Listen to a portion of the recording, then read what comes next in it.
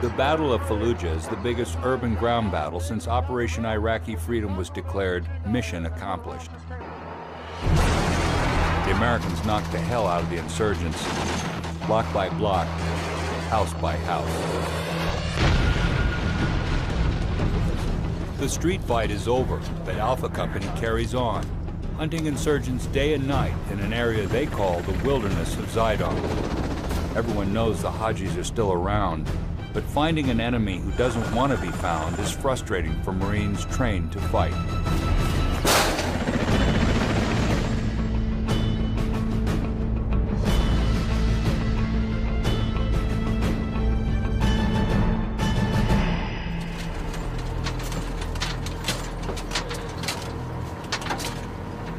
Alpha Company, 3rd Reconnaissance Battalion, operates from Camp Fallujah in Anbar Province.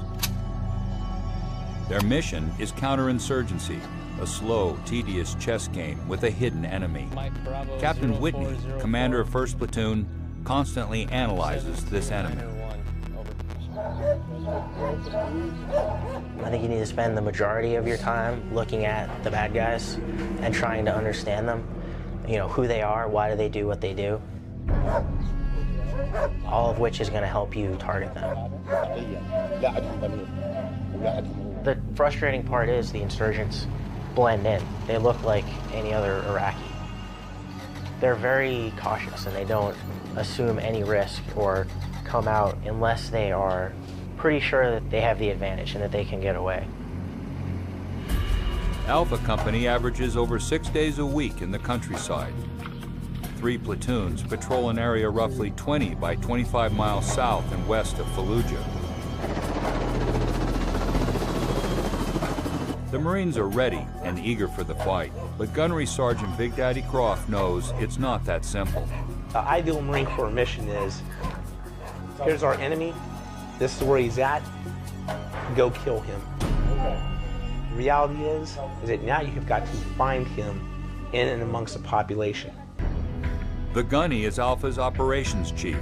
He knows counterinsurgency is tedious for recon Marines. Big Daddy believes the trail to the insurgents begins with the hearts and minds of the local people. So, the Marines listen to their complaints and tolerate their apathy. And just maybe, they'll get their fight. Okay. Usually, sometimes we'll let them take us through the house. Only just to make sure they don't get pissed off. Everyone thinks you're just going to show up here and make an immediate impact. It's not like that. There's going to be a certain level of dislike and also a level of distrust. You have to come here and you have got to feel the land. You have to live in it. We spent more time out there living with the Iraqis than we have living amongst Marines. Tell them we're going to be here all day. We appreciate those.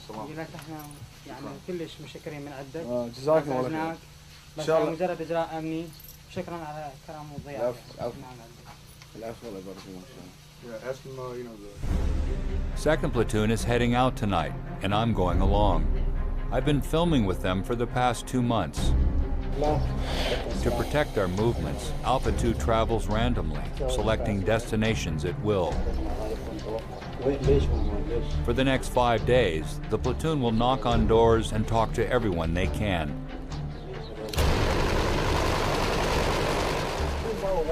Knock and talks have proven effective for discovering what motivates their enemy. They're not necessarily religious fanatics. It's like personal vested interest. I think some of it is probably just banditry. You know, there's money to be made in placing an IED, shooting a rocket at a convoy, extortion. The die-hard insurgent, the guy that wants to be a suicide bomber, that's a small percentage of people. It's more like organized crime. It's a way to make money. I mean, there's people that kidnap for ransom. There's people that, build IEDs to sell them. They're doing what pays right now, and paying right now is fighting us. Alpha 2's platoon leader is Captain Hawk, a man accused by his brother officers of not laughing enough. In my opinion, Hawk may laugh least, but he will laugh last. I'm the law, as far as I'm concerned out there. I think Big Daddy's right on. They don't like us. Usually if they're openly friendly, they're being monetarily motivated. I wouldn't want to say they're a nation of liars, but if there's an honest Iraqi out there, I just haven't met him yet. Hawk's platoon sergeant is Staff Sergeant Davis, a South African who says he'll shoot me in the leg if I make 2nd Platoon look bad on camera. He's kidding, I think, but Davis likes to keep you guessing. My wife says it's the African way. I'm not happy unless something's going a little bit crazy.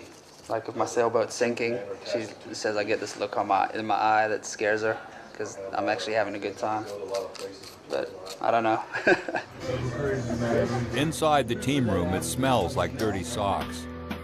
No one cares. This is the pregame warm-up. Doc Maury is a Navy corpsman from California. He's well-liked and respected for his special talents. Part doctor, part listener, everyone knows that Doc is a straight shooter. Doc Maury, he's a character. Juggled on Nickelodeon.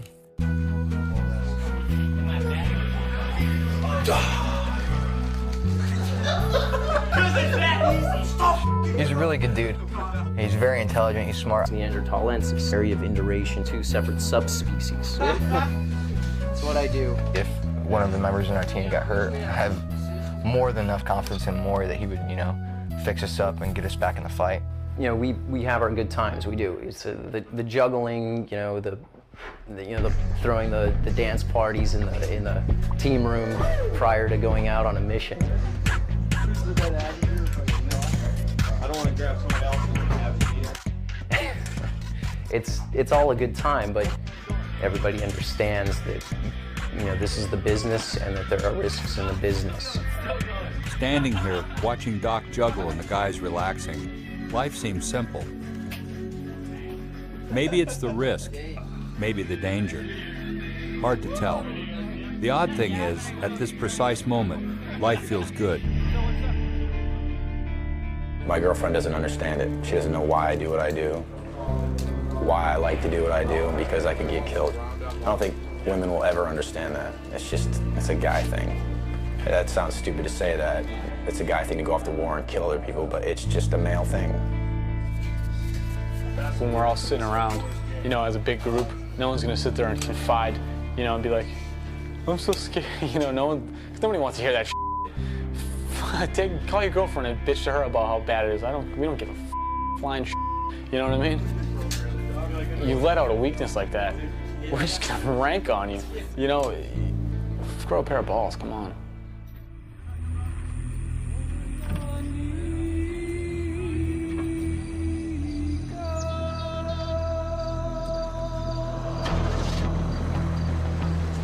Alpha 2 radios outbound, and we roll. Leaving the gate, the convoy spreads out to minimize a hit from a roadside bomb. But there are no guarantees, and everyone knows it. Hey, if it's your time, it's your time. At 2 o'clock in the morning, there is no way in hell I'm gonna see an IED going 40 miles an hour down a hardball road. Unless the thing is in the middle of the road and it says IED on it. If it hits me, it hits me. So be it. It was my time. I got a man on the right. The Marines have infrared light to see at night. It lights up the road for them, but it's undetectable to anyone else. My camera uses a starlight lens so I can film in the dark.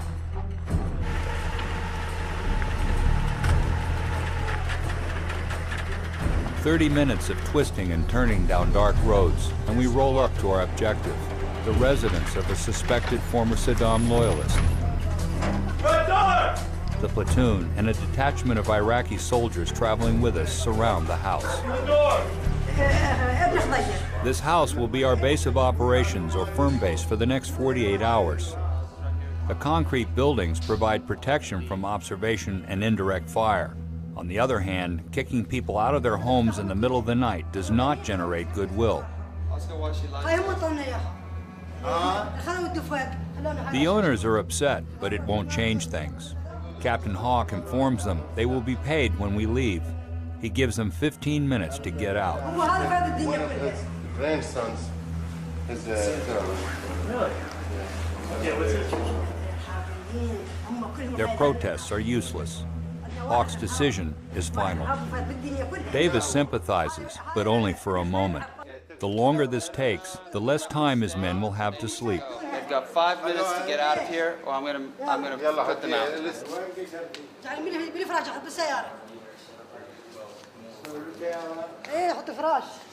4 minutes. Oh, wait. Little blanket. That's not gonna fit. Okay. Let's go. Up. Goodbye now. Goodbye, Speed. Pleasure. There you go. All right now.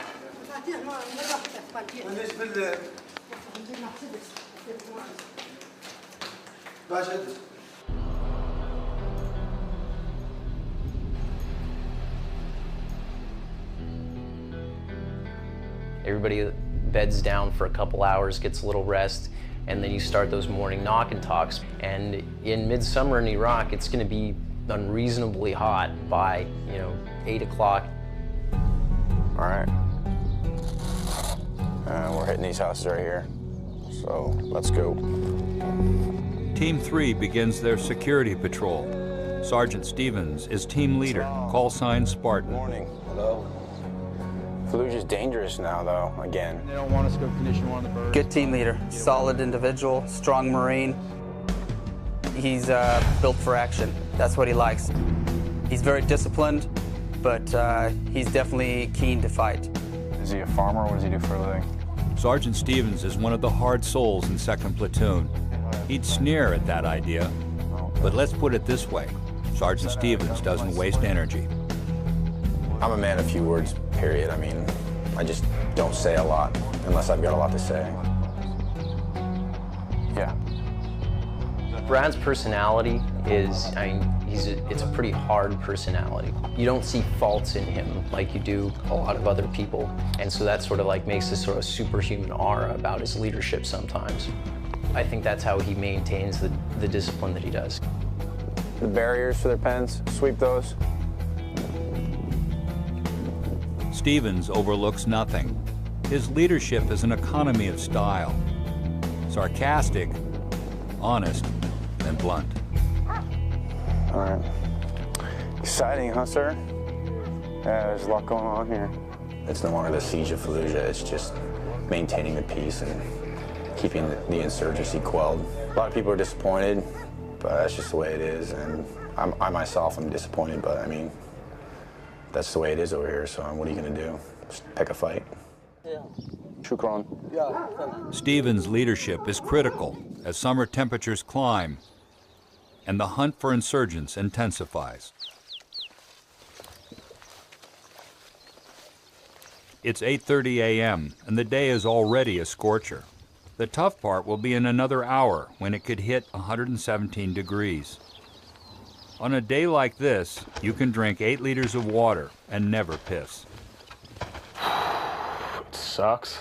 It's like like a physical burden because it's so hot and it's cumbersome, and like every single piece of gear that's on you is like, it'll be digging in your shoulder, and then you move and your gun belt's digging in your hip, and it's like annoying. And then at the same time, on the mental side of it, you're just like, get me out of this heat. That's all you think about. Make no mistake about it, it's tough. Definitely, it's real tough. Wow, my gear is really killing my back right now. Nobody escapes the pain.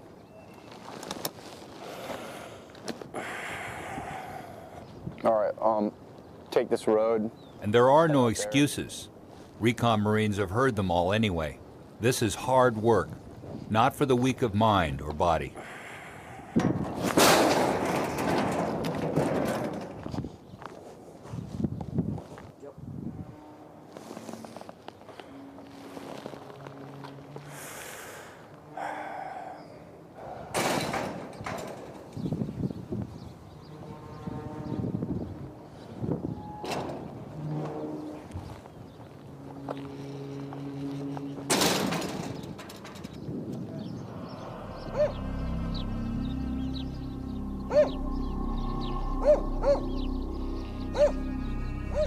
there are no insurgents here today, just children with desperate futures, and a Marine patrol witnessing suffering day after day.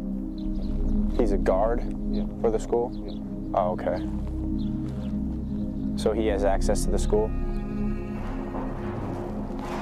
I noticed, but I mean, it's Iraq. That's how it is all over this country. It doesn't really affect me. I don't really feel bad for them or anything like that. I mean, that's their life. That's all they know, so. All of us are glad to return to the firm base and get out of the sun. This house right here is like the Playboy Mansion of Iraq. I mean, I'm sure there are other palaces that Saddam built using his oil money instead of feeding the women and children of this country, but this is our best firm base that we've stayed in so far, and I'm not complaining at all. Corporal Kostelny is a man who makes no excuses and tolerates none. Whatever sympathy he may have once felt for the Iraqis is gone, disappeared into the daily grind of life in the wilderness of Zaidon. You know, this was supposed to be the mecca of like civilization. The Fertile Crescent, the Tigris and Euphrates. This place is a f***ing dump. We like to refer to him as the Neanderthal, mostly because of his prominent brow ridges. I'm gonna f***ing kill you, motherfucker. The great thing about Koss is like he's an extremely intense Marine. Like he's really into his job, what he does. But as far as his just general demeanor, his attitude, the way he paces, the way he conducts himself, is he really tries to like throw up a wall around him, sort of a field of intimidation. Kostelny is no diplomat, but most Marines identify with his views of the Iraqis. Yeah, I mean, they lie to you. They don't trust us. You know, they think we're, you know, big bad America, and we're from the West, and, you know, we're all a bunch of, I don't even know what they think of us, but I know they don't like us.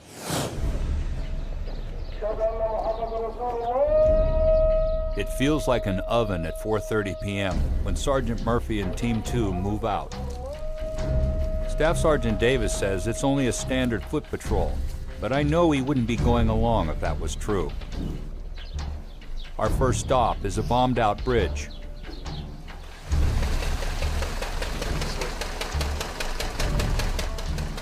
Got to the bridge, noticed that there was the few pontoons that had been blown away. Those were still missing. However, in the water, I had noticed that there was some lines inside the water and a boat, and basically which that told me that they have the ability to move personnel and whatever the personnel are carrying. The bridge will have to wait. Davis is headed to a village controlled by a local sheikh and his sons, one of whom is number 15 on the battalion's high-value individual most wanted list. The HVI is suspected of firing rockets at Camp Fallujah. Davis intends to find him and bring him in. So this is his house right here? Arriving at the sheikh's compound, several men appear, claiming to be brothers.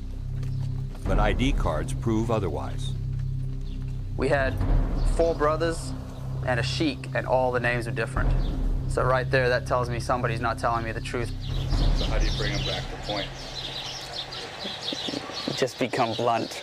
Somebody is shooting rockets from this area, and we know that they are. مستحيل. وأنا أجزم لك مستحيل. I said. By radar, we know that the rockets are getting launched from this area. It's a fact. وأنا أجزم لك مستحيل. Ask him why the Mujahideen are such cowards and they fight like women.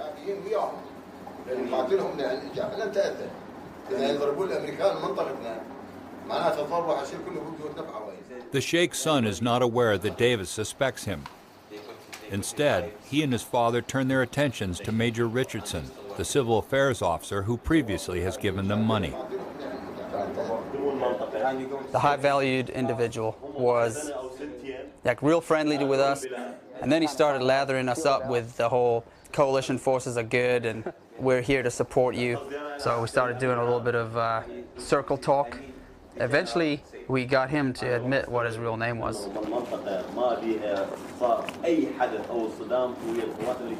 My grandfather always said, "Don't ever let anyone piss down your back and tell you it's raining."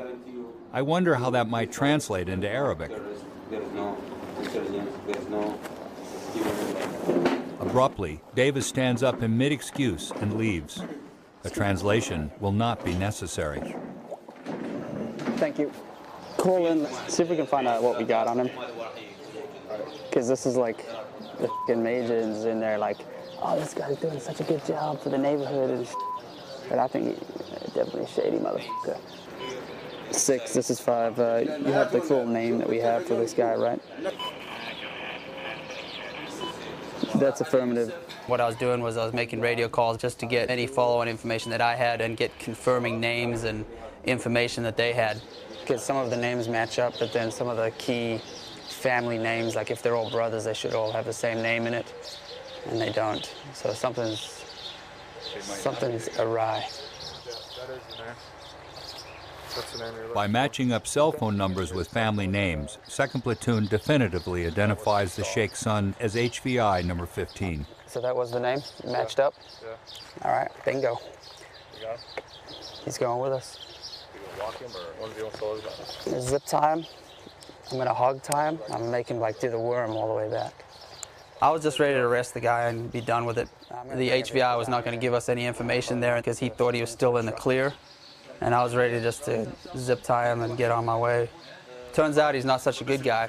You know, it makes you wonder where exactly where half that money is going, because some of it's going to the projects and maybe some's getting used to fight us.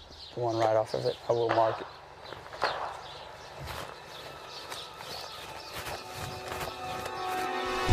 Got any, what do you got? What do you got? Which way is it going? Which way?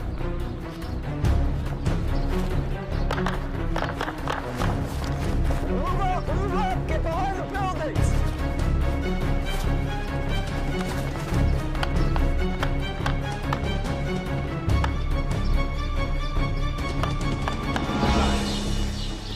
The gunmen slip away, and the Marines return, never firing a shot.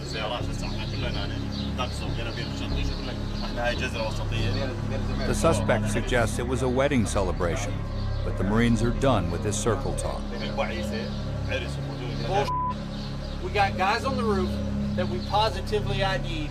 I got another guy dressed in black taking cover behind a wall. That was not a marriage. I heard horns honking earlier for a wedding. Celebratory fire is usually fully automatic gunfire and preceded typically by a lot of horn blowing on vehicles. A lot of people are present. You could see on the other side of the river there was absolutely nobody there. You know, they always put it on full auto. They like to hear that full auto. You think this guy knows who it is? Absolutely. Seriously? Oh, yeah. I do. Cam's got full contact report. He knows what we've done, and I told him we're going to just grab this guy and take him back. We're going to start heading back to our front base. We'll keep him updated on our move. Is he going to send a vehicle to come get it, or we're walking with him? All right. Hey, let him know that he's coming with us. Yes, him right here. Yes. What's that? As you like. Okay, let's go. Just him. That's him. You still have his phone? I think I still have it. By just saying, hey, we really would like you to come with us. Not really giving him an option, but telling him he's coming with us, and him just walking with us makes it a lot easier.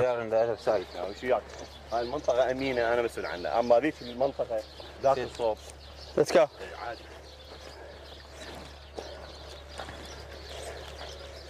Hey, Murphy, let me know when you're up. The Marines are unaffected by the gunfire. They want to kill insurgents, but murder in wartime is not part of Alpha's doctrine. If you don't have visual identification on who you're firing at, chances are we're going to hit somebody, like innocent civilians. I don't think I want to live the rest of my life knowing that I killed some 6-year-old girl because I just started throwing rounds downrange. Hey, is he saying anything, is that normal? Call for prayer? Okay. I could leave Iraq never having shot anybody or having engaged the enemy, and quite frankly, I'm not going to lose any sleep over it. At the same time, I could get in full-fledged firefights and kill 100 of these individuals, and I still wouldn't lose sleep over it.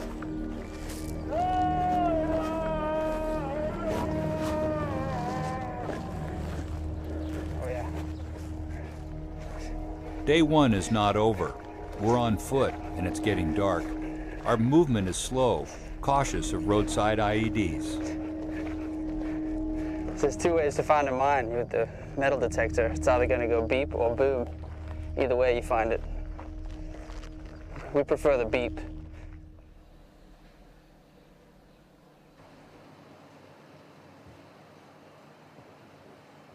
When we're not on patrol or getting ready for one, sleep is the great escape. Bitching and eating is the norm. Hunger is never a problem, but eating can be. The heat robs you of any real interest in food, and the menu doesn't help either. So you compensate with creativity and denial.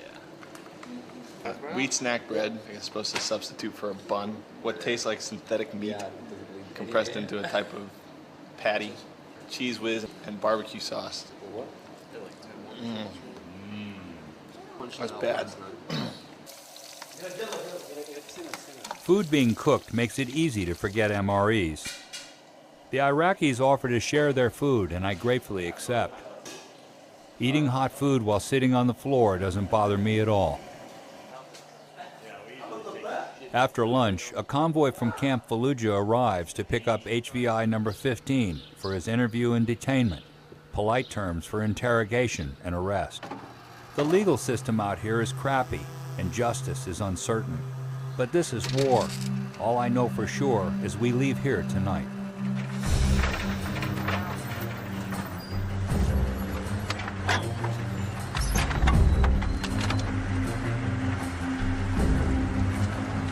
Moving to our next firm base in the dark is stressful. Then,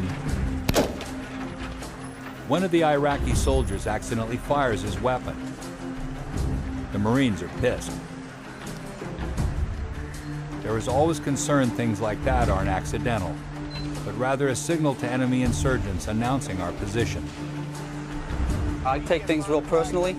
It is frustrating when the individuals have negligent discharges, because that obviously endangers my Marines, but they're not Marines. And I cannot hold them to the same standard that I hold my Marines to. Our new firm base is a deserted house. Tomorrow, the mission will be the same. Knock and talk, gather intel, look for HVIs.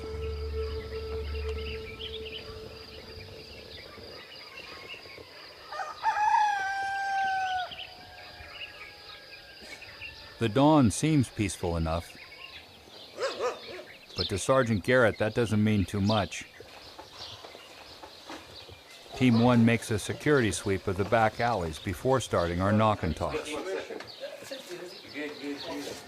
Trigger man could be sitting up on any one of these roofs, you know, blow up an IED and you have no clue where he's watching you from.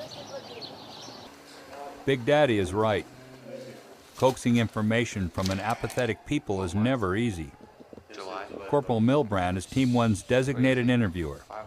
He loves to talk. What was his birthday? Persistent. Perseverance in this environment is really good when it comes to a gift of gab. What's he smoking? I don't think Milbrand has ever met an audience he didn't like. Just kidding.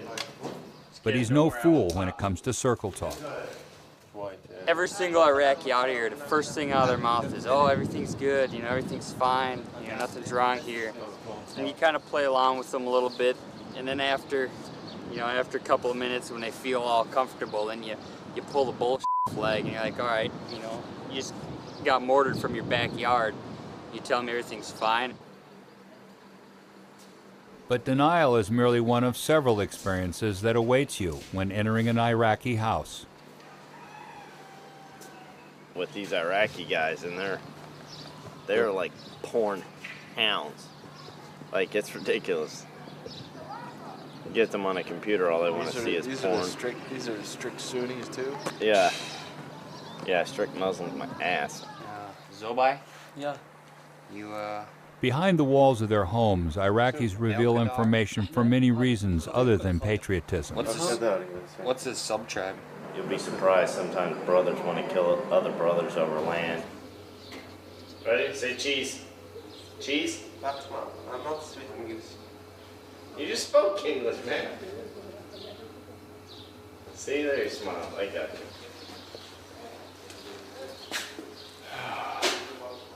They don't want to help. They're afraid for their family, for their own lives, that the insurgents will come and kill them. I don't know what else you can do. We can't, you know, twist their arm into helping us out or make them do it. They don't want help, hey. They don't want help. Sooner or later, somebody's going to tell us something. And until then, we'll just keep asking everybody.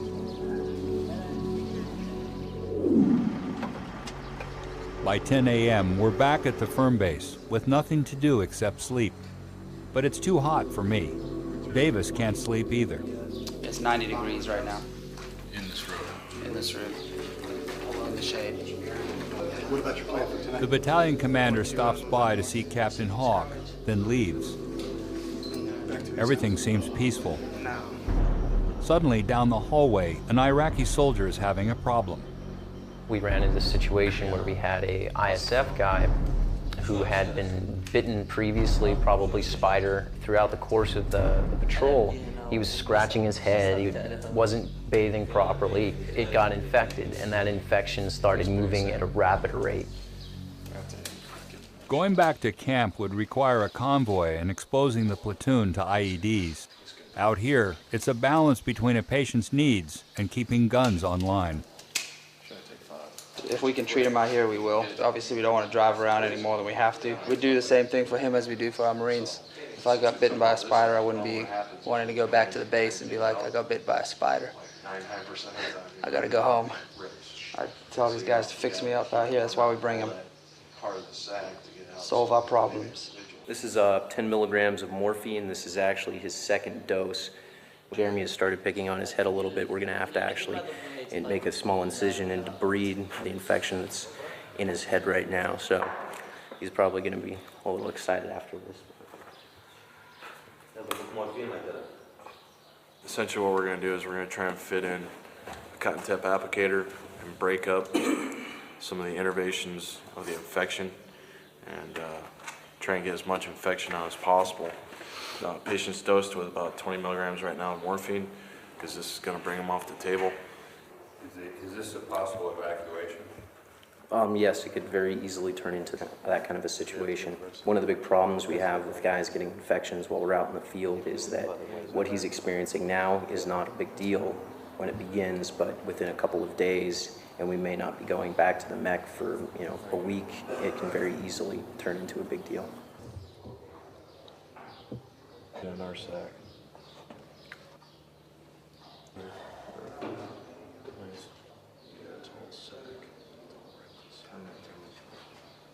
Ooh, there we go.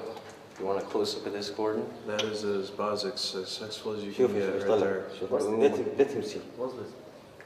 See that? That's why I was pushing. Keep that. It's very easy to break that sack. If you break that sack, you usually have other problems.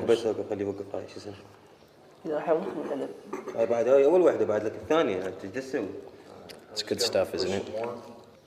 I still think I got some shit in there. Yeah, it still looks indurated. Physicians and medical providers back home, this may look like quite an archaic procedure, but when you're out here in the field, you sort of do what you do with what you can. The procedure completed, everyone thinks about sleep. Forget that. 10 minutes later, we're arriving on site to assist the battalion commander, call sign Crazy Horse. His convoy was hit by an IED on the same road we traveled less than 12 hours ago.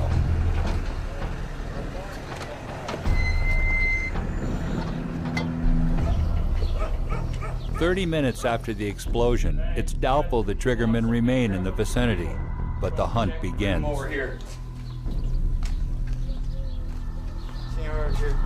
Team 1 detains 2 young Iraqis, but a search of the house and yard turns up nothing.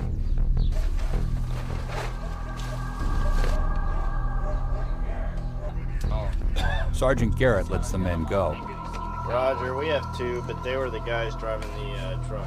Meanwhile, Davis and Team 2 detain a large group of men they discover in 2 nearby houses. Nobody had heard anything, nobody had seen anything, nobody knew anything. In that situation, what we did was we rounded up every fighting age male so that we could question all of them. We'll just do 6, 6, and 5.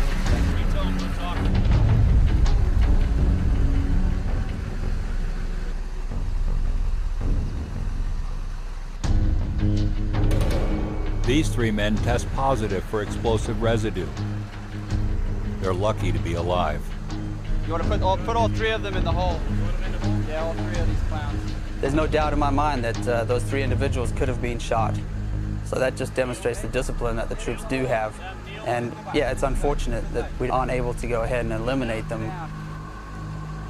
They get the ordnance because it's plentiful in the area, set up a real simple device that's detonated by a cell phone. You know, initially they had to have wires attached to it. We could just trace the wires back and shoot them. However, now they're using cell phones, which complicates things a little bit more. These guys all tested positive for TNT. More than likely, it's the same 3 that had tried to blow up my platoon a week earlier. I think all indications lead that these individuals were responsible. The Marines are suspicious as to why so many men were gathered together in the middle of the day with no women or children present. These guys didn't turn in any IDs. I just grabbed them out of the vehicles, and I just ended up with that stack that we ended up with.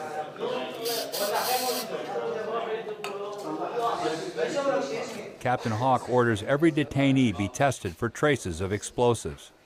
He and Davis suspect there might be more triggermen.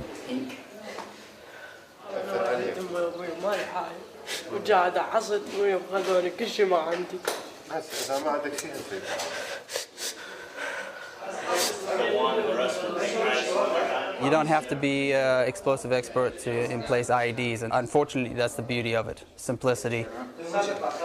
We're facing that farmer who got a certain amount of money to go throw an IED down on the road, and he's not motivated by anything political, he's just getting a week's pay out of it. A 4th Iraqi is arrested and moved upstairs with the others.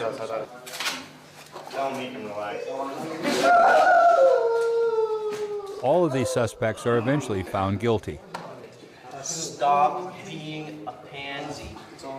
I had just seen this last week with another detainee.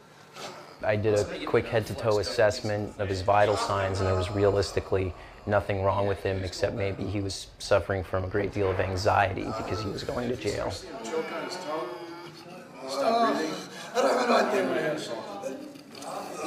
He's faking. This gentleman right here is being overly dramatic because he's basically found himself in a situation where he is going to go to jail.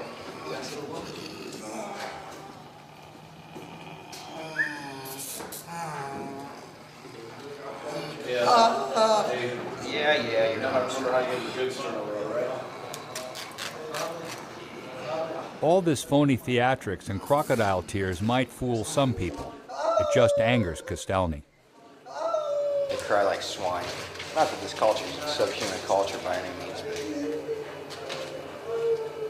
what kind of honor do you have you start crying like a bitch when we treat you, you know, 3 square meals a day and all the medical treatment in the world? You start whining. Have a little self-pride. Alpha 2 has no time for this kind of theater. We're moving out again. We're going north. It's midday, a dangerous time to travel.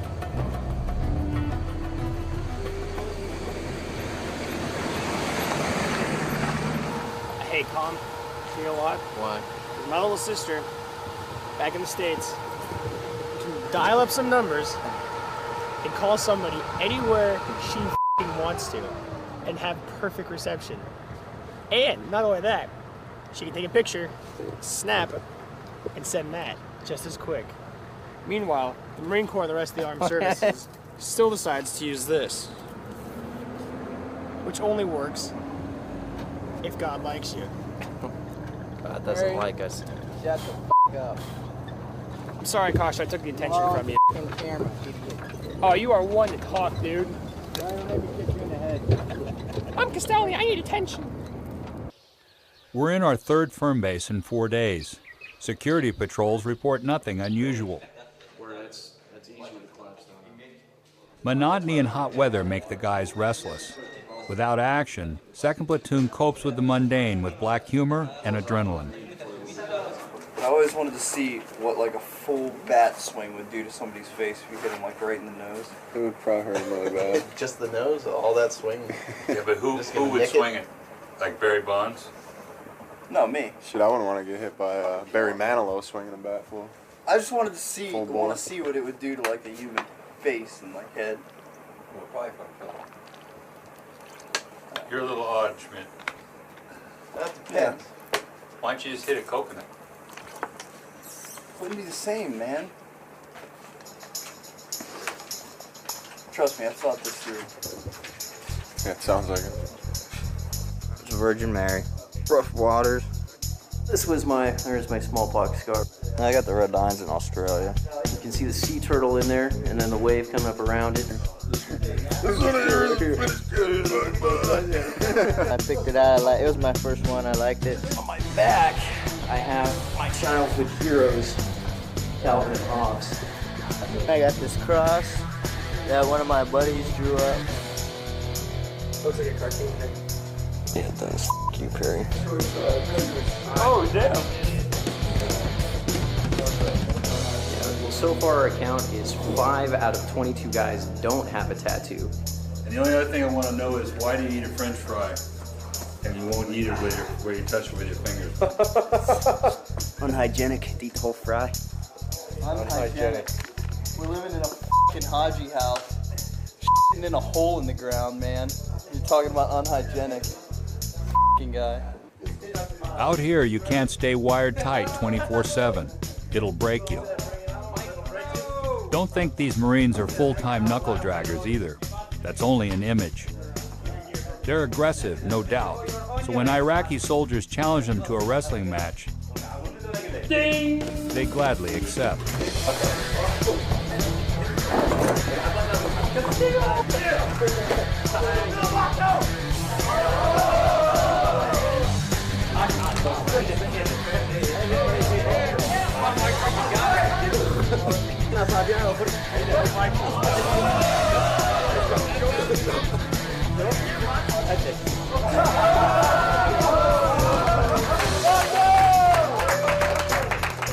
That set back the cause of the Iraqi-Marine relations? No, I think it was a good, friendly contest, helped build, inter-unit morale and camaraderie. That and our smallest guy kicked his ass. Because he has something wrong with his breathing. His asthma. They all say that. Yeah, his asthma. The Iraqi obviously had the body weight advantage, and he pissed out when they were letting little Vata beat his ass. So that kind of gives you a little insight on our brothers in arms here.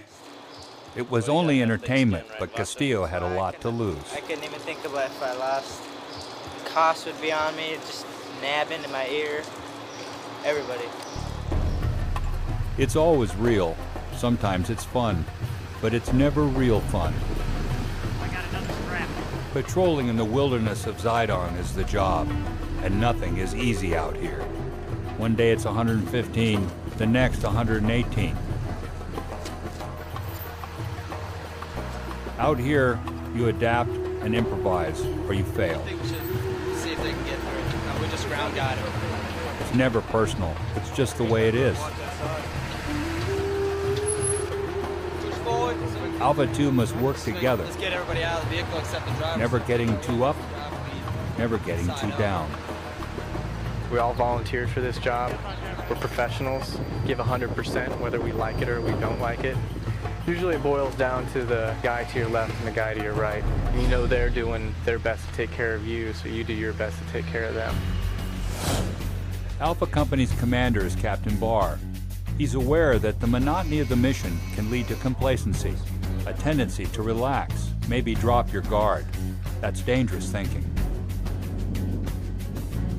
There isn't the classic World War II mount up and go meet the enemy on the field of battle.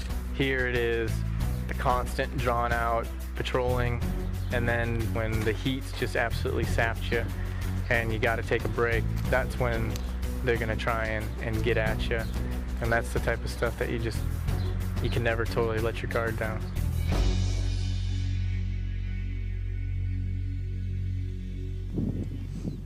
You just gotta keep on keeping on. Life's a garden, dig it. L-I-V-I-N.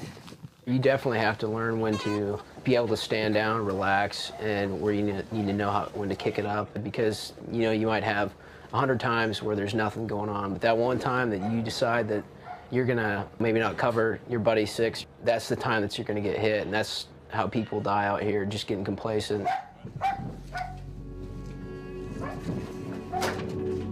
There's no sign of the enemy, so they knock and talk, take pictures, and wait to get hit by an IED. It's easy to become hardened to the poverty around them. If the Iraqis don't seem to care, why should they? We're hanging out at a family compound, designated as the Quick Reaction Force, covering 3rd Platoon, who is operating nearby. It's way too hot in this country. Staff Sergeant Davis won't let us relax. All around this area, other units are being hit, either by IEDs or suicide bombers, driving Japanese cars wired to blow. I mean, the problem is that, like right now, it looks peaceful, but at any moment, somebody could take some pot shots at you, and those could be the ones that hit. You never know. So you gotta constantly be ready. Schmidt's ready, he's got a spoon. I'll somebody up with this spoon.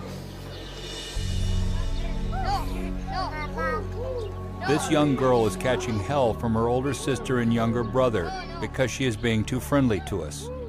This seems like the ultimate culture clash. Medieval tradition versus the internet generation. Whatever it is, that little girl is getting punched in the face for being nice to Marines. It's too much for Davis, who lets one kid know hitting girls is not acceptable. Don't kick girls, okay? Don't kick girls. Is she hiding her head because of the camera or because it hurts? No, it's not hard for her. It's fine. But she's afraid from the stitch. It's 8:30 at night and close to 90 degrees. The stitches in the first one. Good old Doc Maury, always the respectful corpsman, sews up the wound on this Iraqi woman's hand. Actually, we have some, I brought some non-stick dressing. It's what I do. It's what I do. It's not the most sanitary little aid station we did out there on that truck hood, but you do what you can when you can. You say thank you very much. I appreciate for you.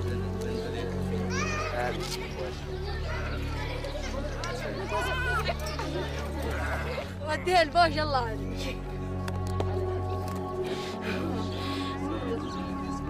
The people here may not love us, but most of them are not violently against us. They simply want to be left out of the struggle. They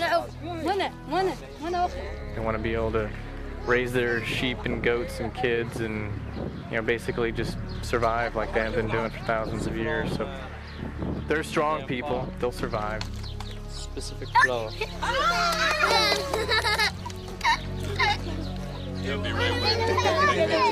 Believe it or not, all of these kids are from 3 families. It's a shock to realize that half of Iraq's population is under 14 years of age, a whole generation born and bred in war. 10 years from now, I wonder what this place will look like.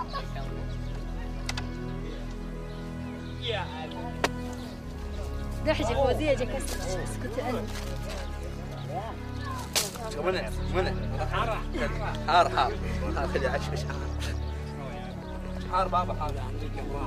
say we are very happy to see you, and we hope that you will back to the United States safely and together your family. Tell them I appreciate it. If you're sure you don't want the money, I'm going to use it for whatever, water, food. When the Marines offer to pay the owner for using his house as a firm base, he refuses. And he's a Sunni, too. We are very appreciative for you. You protect our homes. Okay, shukran.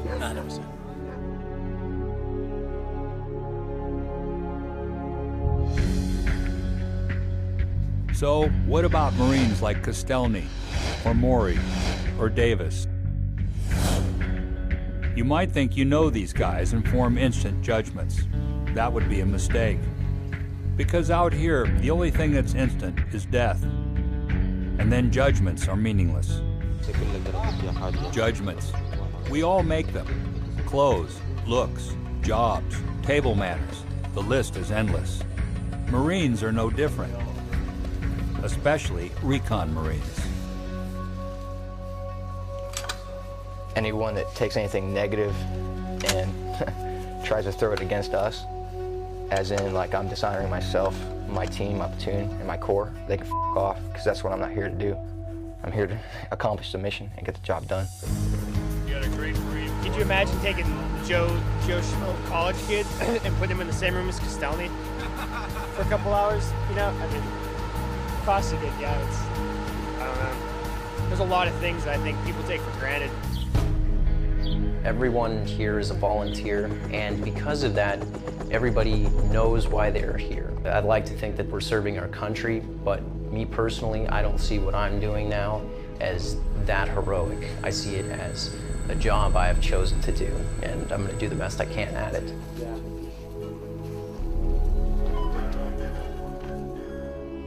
I need to get some rest. Tomorrow, we go again. The Marines of Alpha Company stand watch, keeping me safe while I sleep.